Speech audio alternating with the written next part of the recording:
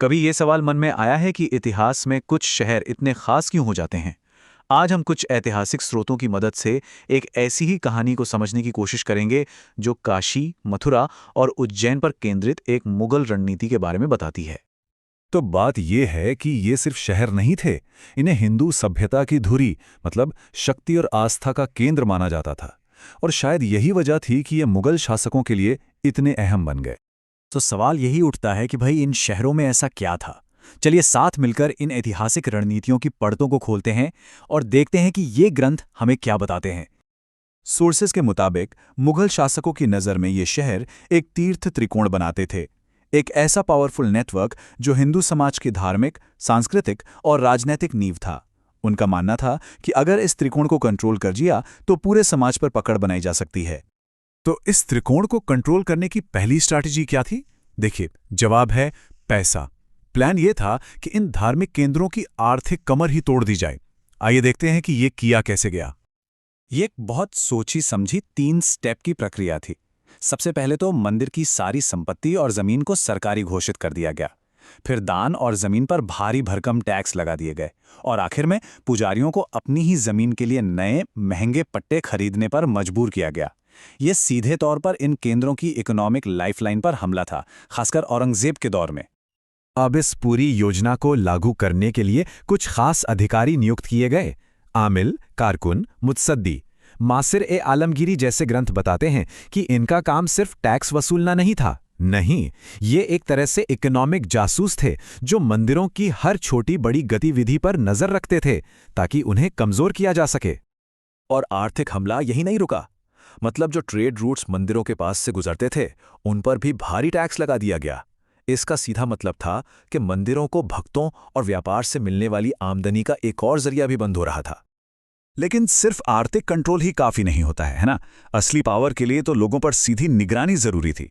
यहीं से शुरू होती है दूसरी रणनीति, इन शहरों को एक किले में बदल देना, क्योंकि इन्हें हमेशा विद्रोह के एक सेंटर के तौर पर देखा जाता था। इन 3 शहरों और बाकी मुगल शहरों की मिलिट्री व्यवस्था में जमीन आसमान का फर्क था। यहां पर मिलिट्री प्रेजेंस डबल थी, मंदिरों के पास परमानेंट चौकियां थीं और यहां तक कि धार्मिक जुलूसों पर भी पाबंदी थी। ये एक साफ इशारा था कि इन्हें एक आम शहर की तरह नहीं बल्कि एक संभावित खतरे के तौर पर देखा जा रहा था। सेना तो थी ही, उसके साथ साथ जासूसों का एक बहुत घना जाल बिछाया गया था। ये शाही एजेंट साधुओं की सभाओं से लेकर नए मंदिर बनाने तक की हर खबर ऊपर पहुंचाते थे। काशी और मथुरा में तो इनकी संख्या इतनी ज्यादा थी कि जमीनी स्तर पर कोई भी गतिविधि छिपी नहीं रह सकती थी। तो अब बात करते हैं सबसे सीधे हमले की। वो हमला जो धर्म और संस्कृति के सिंबल्स पर किया गया। ये सिर्फ कंट्रोल की बात नहीं थी, ये पहचान को बदलने की कोशिश थी। मथुरा, जहां हमेशा भारी भीड़ इकट्ठा होती थी, वो एक खास निशाना बना। यहां की स्ट्रैटेजी बिल्कुल साफ थी, क्रूर थी। 1670 में जन्मभूमि मंदिर को गिराने का फरमान जारी हुआ, उसकी जगह एक मस्जिद बनाई गई और फिर शहर का नाम ही बदलकर इस्लामाबाद कर दिया गया। ये एक बहुत पावरफुल सिंबॉलिक हमला था।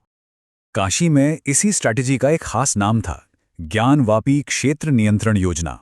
इसका सेंटर था काशी विश्वनाथ मंदिर के आसपास का इलाका, जिसे सिर्फ एक मंदिर नहीं बल्कि एक सेंट्रल स्ट्रेटेजिक साइट माना जाता था। अब इस ज्ञानवापी प्लान में कई चीजें शामिल थीं, जैसे मंदिर की तरफ जाने वाली गलियों को तंग कर दिया गया, पुजारियों की हर हरकत पर नजर रखी गई और आखिरकार 1669 में मंदिर को गिराने का आदेश दे दिया गया। उज्जैन में स्ट्रैटेजी थोड़ी अलग थी, पर हां, मकसद वही था। यहां पर डर था महाकाल परंपरा के राजपूत और मराठा शक्तियों से कनेक्शन का, जो एक पॉलिटिकल चिंता थी। इसलिए यहां हमला सीधे तोड़ने फोड़ने के बजाय सिंबल्स पर हुआ। मंदिर की घंटियों और झंडों पर पाबंदी लगा दी गई। और इन सभी कार्रवाइयों के पीछे सोर्सेस के मुताबिक एक बड़ा और आखिरी मकसद था, धर्मांतरण। आर्थिक दबाव, पुजारियों की गिरफ्तारी और जमीनें छीनकर एक ऐसा माहौल बनाया गया जिससे लोगों के लिए अपनी आस्था पर टिके रहना मुश्किल हो जाए। तो ये जो प्रतीक विनाश नीति थी, इससे हर शहर के लिए अलग अलग तरह से डिजाइन किया गया था। काशी में सीधा विध्वंस हुआ, मथुरा का नाम ही बदल दिया गया और उज्जैन में धार्मिक ध्वनियों को खामोश कर दिया गया। हर कदम एक खास मैसेज देने के लिए उठाया गया था। तो इन सभी अलग अलग रणनीतियों को अगर एक साथ जोड़कर देखें तो क्या तस्वीर सामने आती है? चलिए इस ग्रैंड स्ट्रैटेजी के मेन आइडिया को समझते हैं। सोर्सेस का निष्कर्ष यही है कि ये सब अलग अलग घटनाएं नहीं थी। नहीं, ये एक यूनिफाइड स्ट्रैटेजी थी जिसका मूल विचार ये था कि अगर इस तीर्थ त्रिकोण को कमजोर कर दिया जाए तो पूरे हिंदू समाज पर कंट्रोल करना आसान हो जाएगा। तो संक्षेप में कहें तो ये एक मल्टी लेयर्ड हमला था। लगातार शाही फरमान, टारगेटेड टैक्स, सिस्टमैटिक जासूसी, परमानेंट मिलिट्री चौकियां, मंदिर विध्वंस और धार्मिक गतिविधियों पर रोक। और इन 3 शहरों ने इस रणनीति की सबसे ज्यादा मार झेली। इतिहास को समझना एक बात है, लेकिन ये सोचना भी जरूरी है कि अतीत की ये घटनाएं आज भी इन शहरों की पहचान पर कैसे असर डालती हैं। ये एक ऐसा सवाल है जो हमें इतिहास को सिर्फ तथ्यों की तरह नहीं, बल्कि एक जिंदा याद की तरह देखने पर मजबूर करता है।